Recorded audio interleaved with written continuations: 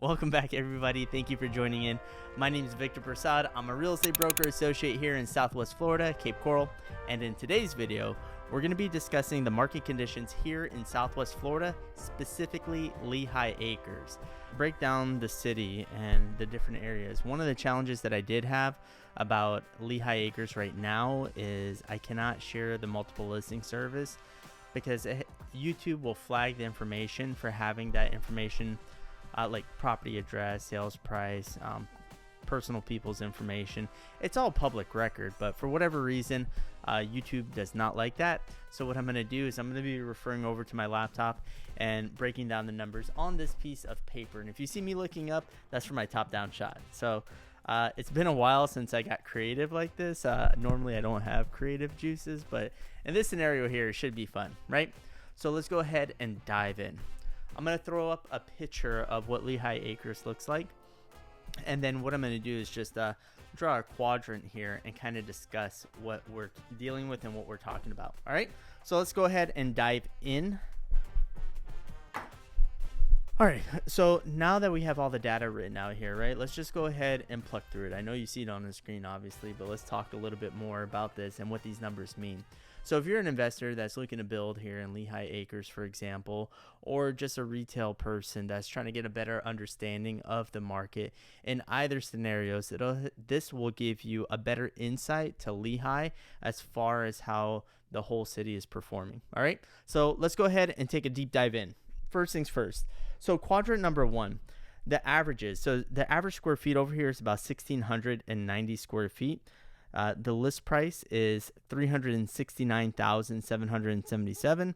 Sales price is $361,654. Average days on market is 56.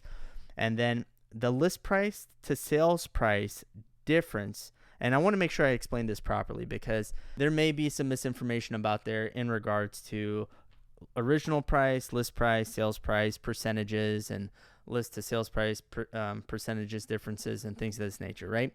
So I'm going to do my best to explain this part in detail because I think it's super critical. So first things first, the original price averages, remember all this is averages for new construction. All the data we're looking at right now is for new construction. Anything built after 2022, that's where this data is coming from, all right? All these homes we're looking at are all in the averages, big, small, takes into account all these single family residential properties. So that's what we're looking at. All right, perfect. So let's go ahead and dive in. Let's talk about this price thing. So first, original price on this property, $375,881. What this is the price that they threw the property out there for. This number is irrelevant. And when I mean irrelevant, you could throw any property out in the market at any price that you want, and it does not matter because if it sits on the market without any offers, then it's overpriced, right? So let's talk about, oh, wait, Victor, what about this? The list price. This is where buyers are putting in offers at, right? And then obviously the sales price is where the buyer and seller both agree after inspection and appraisal and close the property at.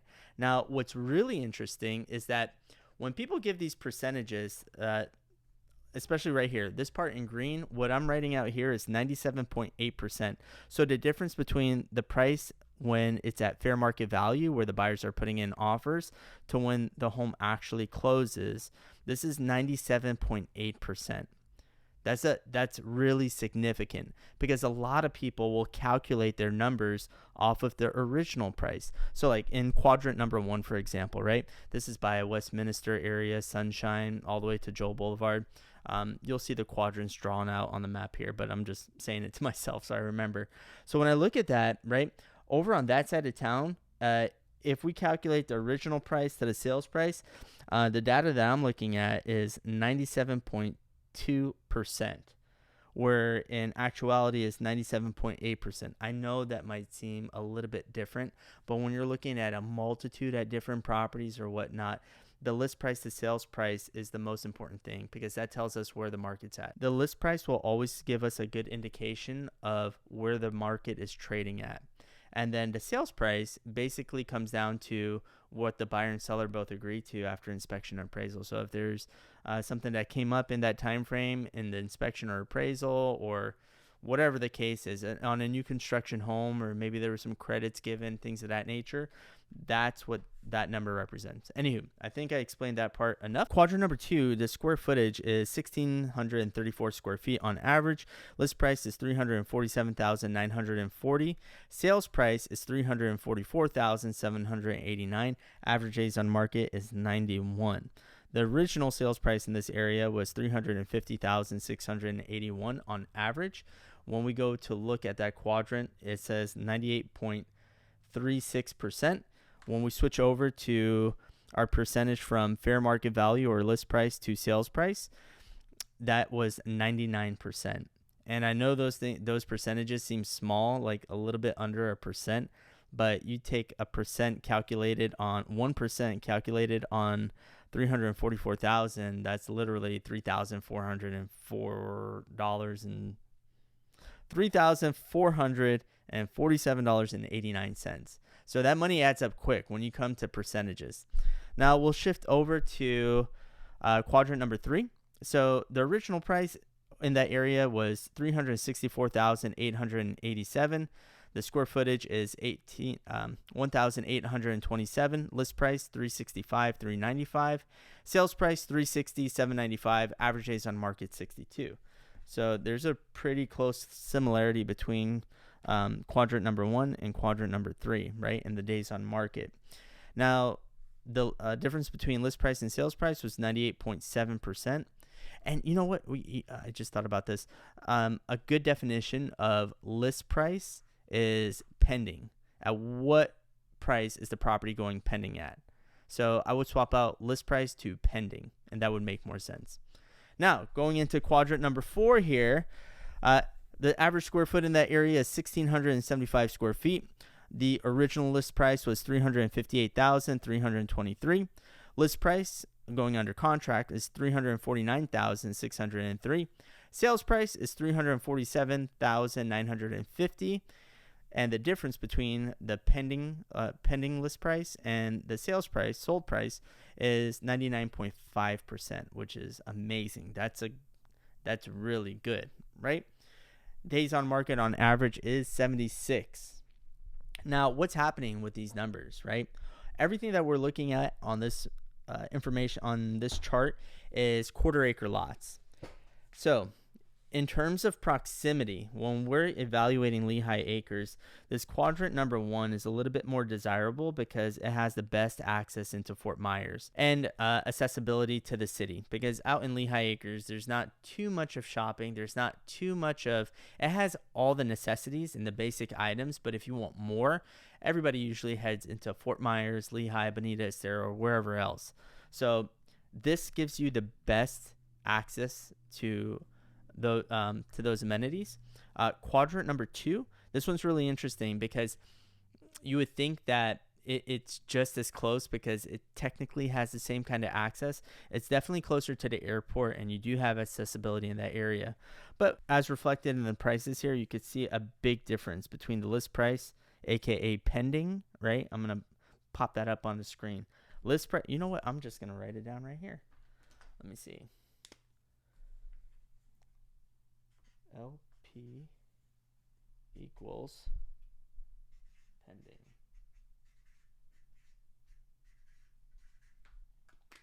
All right.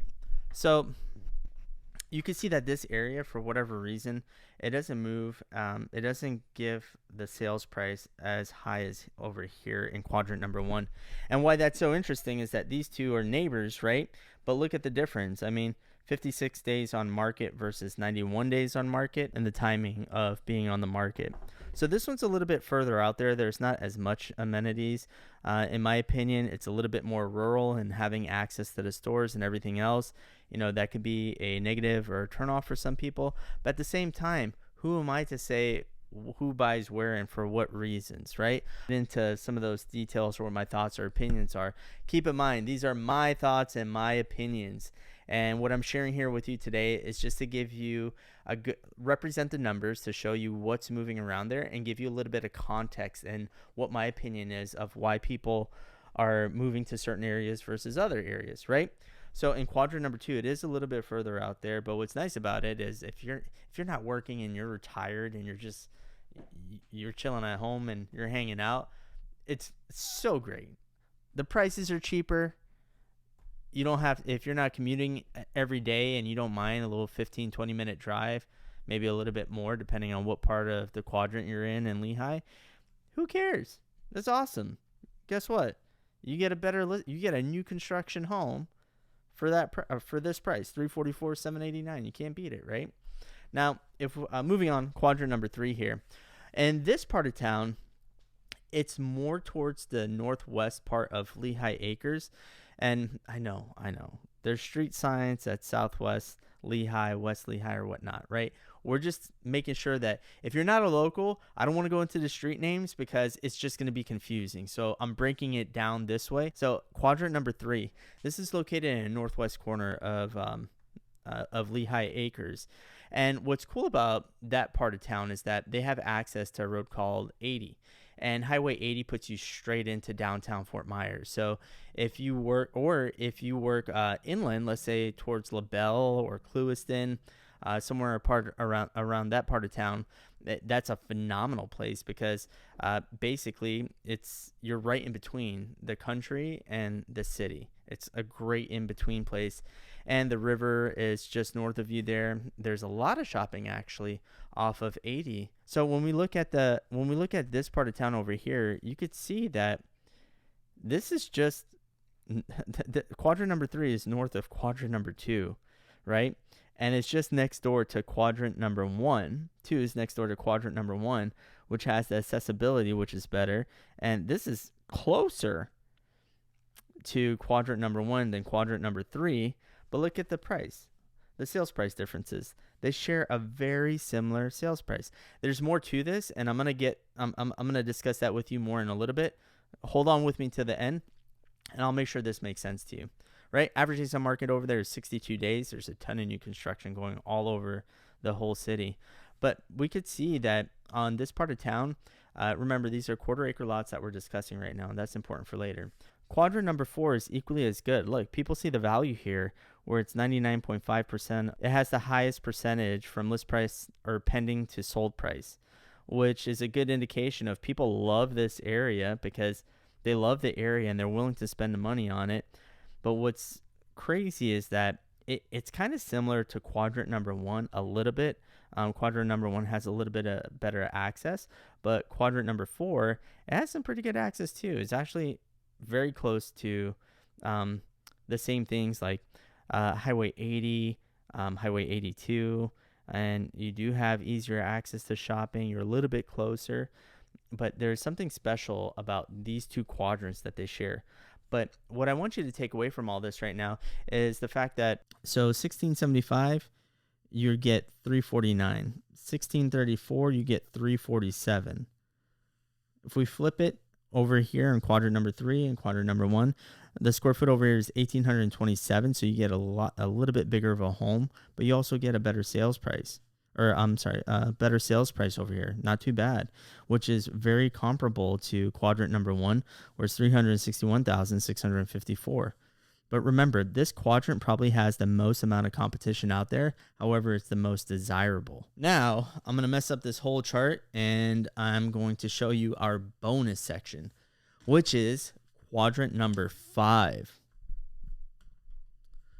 So quadrant number 5 is located kind of sort of like here.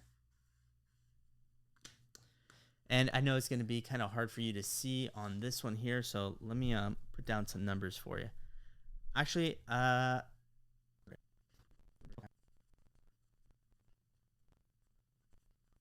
so now we have quadrant number 5. One of the things that I wanted to go over here with you, in quadrant number 5, what makes it different than all the other one is the land. So remember how I said the other properties were all quarter acre lots. Well, this is half acre lot. And that makes a difference. So this actually affects all the numbers in this area right over here too, right? Because when we take the average, the other parts of Lehigh, like over here and over here or whatnot, but really and truly, the majority of them that are not zoned, 40 half acre lots are platted in this area. So here are the averages. The average square foot home that's being built over there is 1702. Original price is $409.50. List price is $393,281. Sold price is $385,806. And half acre. Ideally, if you look at this, if you look at these numbers, 385, 347, 361, 344, you can see the return on this is pretty good for this area, right? So what do you what are the differences between this area over here, this area over here, here, and here with the sales prices? Well, the majority of it is these are all quarter acre lots over here, and then we have our half acre lots here, and 385 is giving you the best sales price in Lehigh acres, right? So one of the things that I think about over here is that what you pay for a lot here, quarter acre, is a lot more expensive than what you pay for a half acre lot over here, because the half acre lots are priced generally about the same price as quadrant number 1, and this is quadrant number 5. Let me just make a note of that too. So quadrant number 1, the price of land is equivalent to quadrant number 5. The differences between the two mainly is the fact that in quadrant number 1, you're able to have better accessibility, like we discussed there earlier. In quadrant number 5, you have more acreage, and the more acreage part is very, there's so much that goes into this. I'm hoping that you have a better insight to what's happening. Now, we discussed the bonus part, quadrant number 5. So one of the things that I want to share with you as well is the number of transactions per each quadrant. So for example, in quadrant number 1, this data that we're looking at is from 90 days back from now. So this is the past 90 days. Past 90 days. That's what we're looking at right now. So in quadrant number 5, we've had 16 transactions. Quadrant number 4, we've had 32 transactions. Quadrant number 3, we had 12 transactions. Quadrant number 2, we had 47 transactions.